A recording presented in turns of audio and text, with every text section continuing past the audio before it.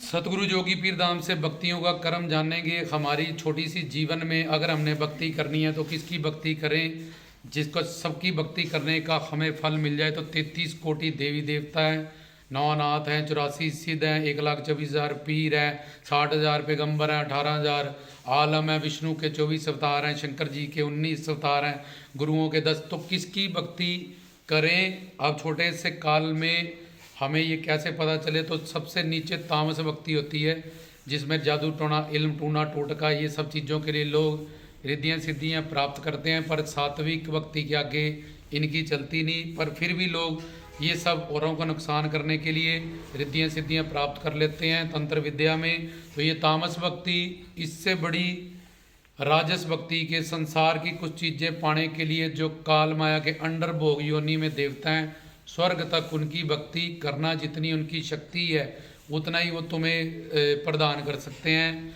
जो तुम्हें चाहिए। अगर उनकी पहुंच के बाहर की चीज़ें तुम्हें नहीं मिलेगी, जैसे 20-40 वाट का बल्ब 60 वाट की रोशनी नहीं दे सकता, पर फिर भी सही गुरु सही ना ज्ञान कर मिलने के कारण स्वर्ग तक के जो सेवता है उनकी सात्विक भक्ति, राजस भक्ति करना और उनसे मांगना।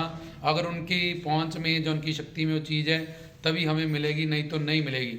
इससे बड़ी सात्विक भक्ति स्वर्ग जाने की कामना करना। ये नहीं पता कि स्वर्ग भी नरक के जैसा ही है। स्वर्ग का राजा इंद्र है, वो गौतम ऋषि की जो बीवी अहिल्या, उससे दुष्कर्म करता है, उसमें अहंकार बढ़ा हुआ है। तो ऐसे स्वर्ग के देवता जिनका हमें ज्ञान नहीं है कि कम से कम हमें वैकुंठ धाम जाना है, तब हम काल माया से आगे जाएंगे।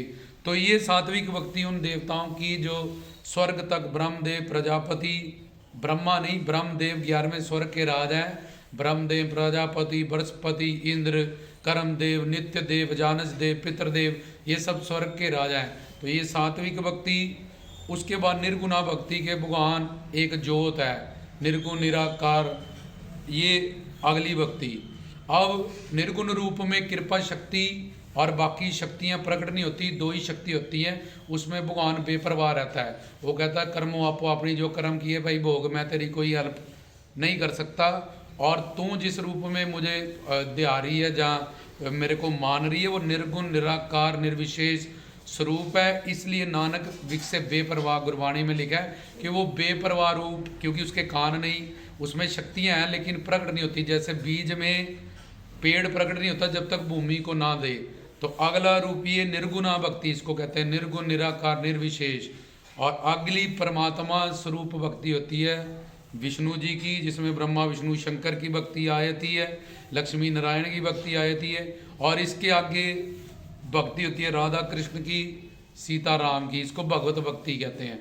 और इससे ब्रह्मा विष्णु शंकर ये स्टेट गवर्नमेंट, और राम कृष्ण और ये सेंट्रल गवर्नमेंट की तरह से समझ लो।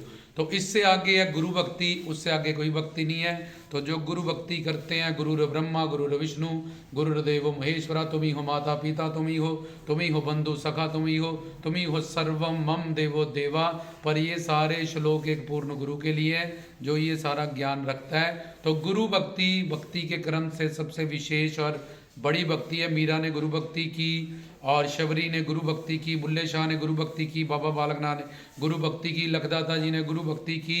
तो उनको सब भक्तियों का फल मिल जाता है, जिसमें हमारे आराध्य इष्ट देव, हमारे कुलदेव, हमारे पितर सब खुश हो जाते हैं हम पे कि ये गुरु भक्ति करने लगा, मालो माल हो जाएगा, निहाल हो जाएगा, ये भी तर जाएगा, इसके कुल भी दर जाएंगे, भड़कने वाले पितर भी दर जाएंगे।